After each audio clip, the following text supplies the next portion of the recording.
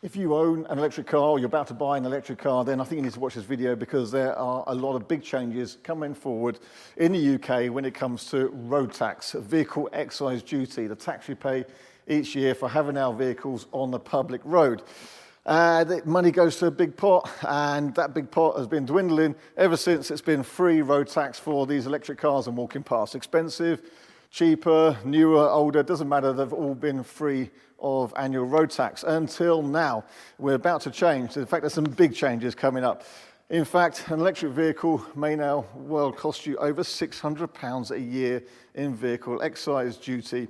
There'll also be a day coming up between the end of March and the 1st of April where the difference in a car being registered in that 24-hour period will be over £2,000 in tax liability. So big changes coming up. And I'm going to run through that in this video and try and explain to you as best as I can in a reasonable amount of time and decipher what we can make of the new rules that are about to be implemented, which are going to make a massive difference.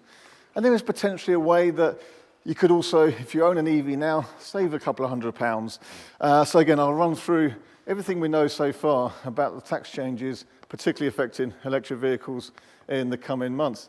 If you don't own an electric vehicle or you want to buy a big gas guzzler, in fact, your first year tax could cost you over £5,000 alone. So these tax changes will affect everybody.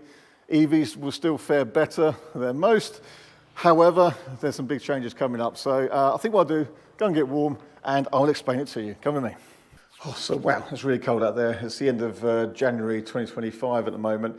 And the big tax changes will take effect on the 1st of April 2025. These changes were announced in the budget 2024 and are about to take effect. And some big changes. A lot of people just haven't got their head around what these changes are yet, how it affects not just if you're going to buy a new car, but if you currently own an electric vehicle. Well, any car is affected by these, but of course here at RSEV, we will focus on the electric vehicle side of things because we've had the luxury of having zero road tax, a great incentive to get into EVs and buy EVs, but ultimately that's coming to an end. So what are we looking at here?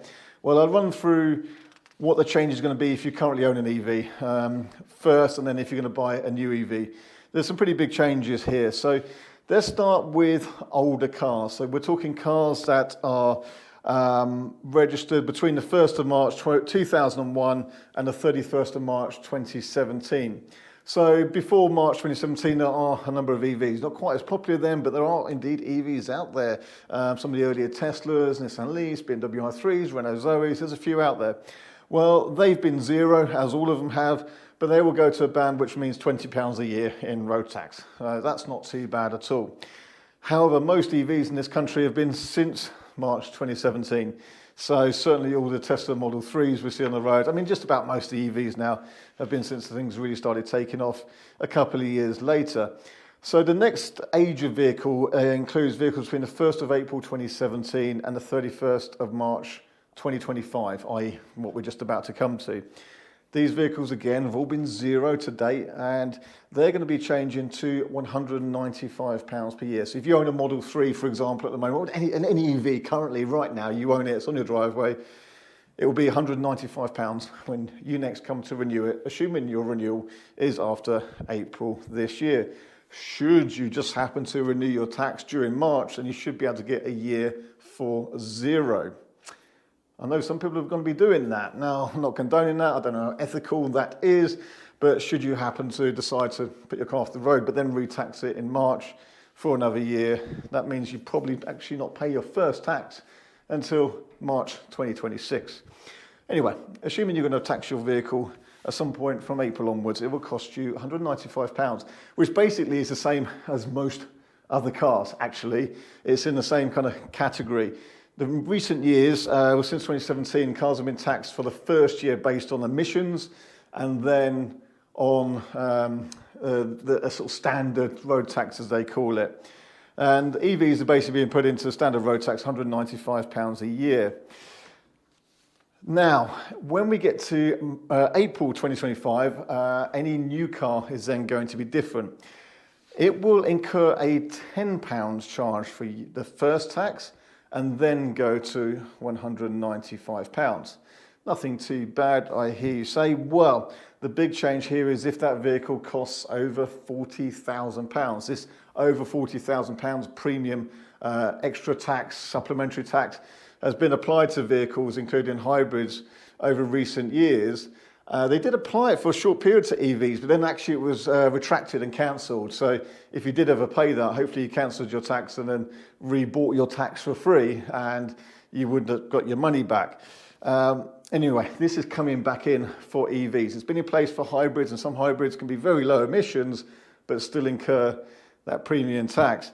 But now it's happening for EVs as well. So if you pay £10 first year, but then you pay £195 plus the premium car tax of £410, which means you're paying just over £600 a year to tax your vehicle. That premium tax applies for 5 years after that, or from that second tax that you do onwards. So if you buy a new car in April this year and you keep that car and it goes to another year, you're going to pay £10 the first year, good incentive for an EV. But if it's over £40,000, you can pay over £600 for the next 5 years, and then down to £195. I hope this makes sense. It makes for good reading on the internet, but hopefully I'm trying to explain it as clearly as possible. Now, if you don't have a car that you buy new over £40,000, or if list price wasn't new over £40,000, then you would just pay the £195 a year. I think there's a catch here that would say as well, let's say you bought a car in June this year that was first registered in April, but when you buy it, it's ex-demonstrator, something like that, 2 or 3 month old car, when you buy a car, you have to re-tax it as a new keeper.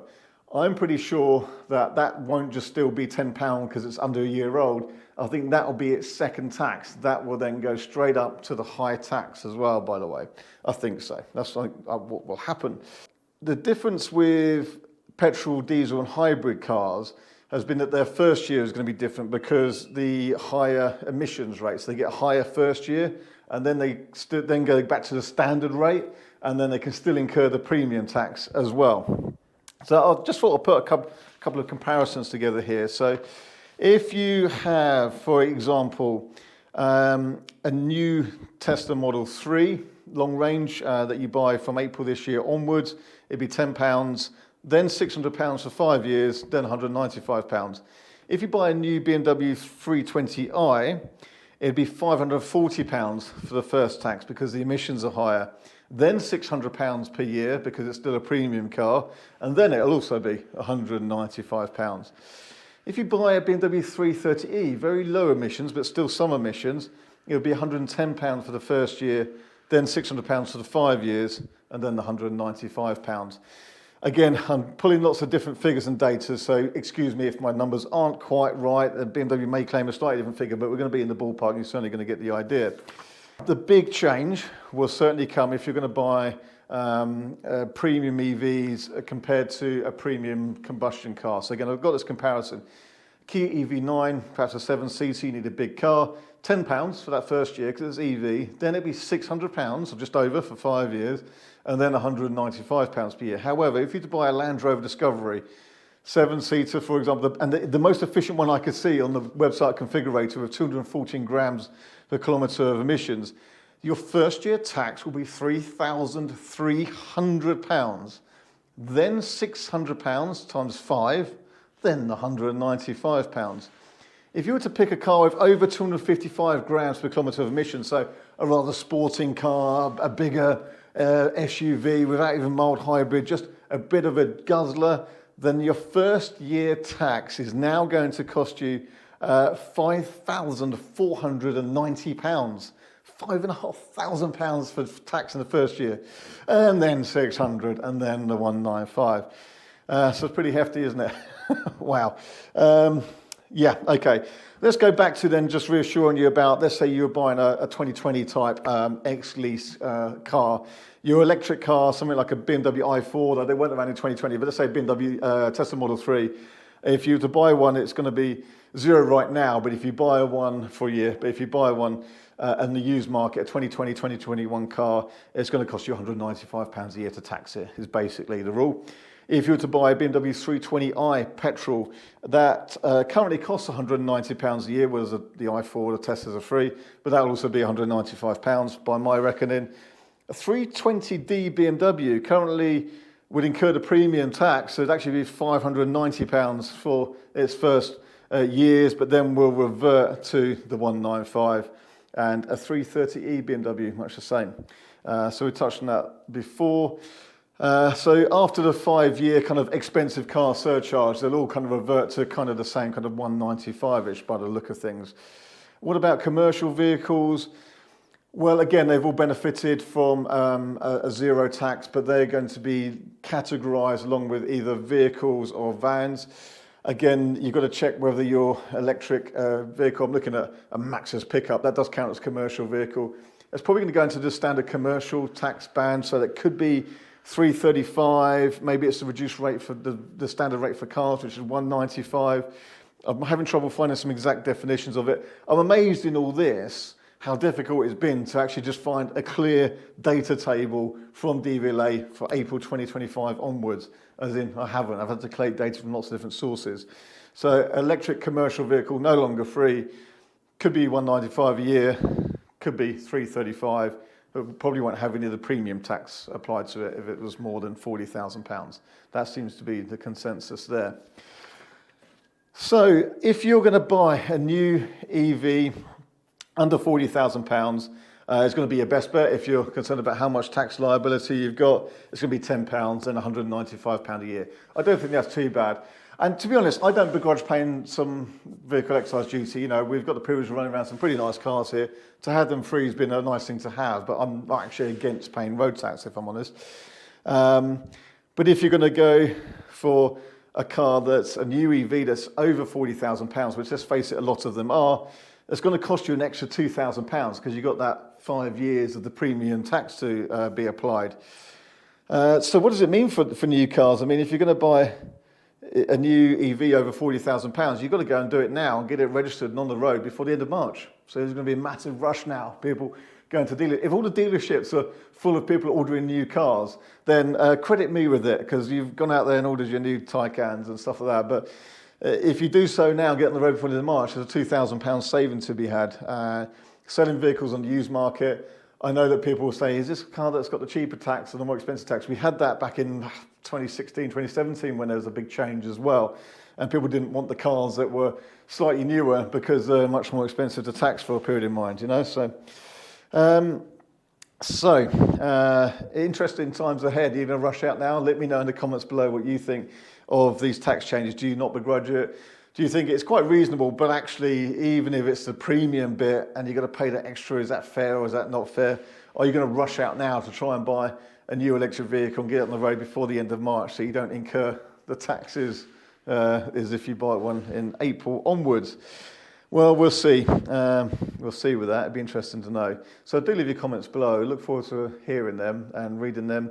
And let me know what you're going to do. It'd be interesting. Okay, well, that's it for me for now, I think, here. It's hard to try and summarise this. I'm surprised. There's a lot of websites and news articles with this data, but the numbers often vary a little bit. Some people quoting the premium thing at 430, 410, 380. Honestly, it's surprising how much variation there is out there. And there's not actually that good a clear guidance from DVLA as I've been filming this. It's actually been quite a short article, which is only specific to the EVs and not other things.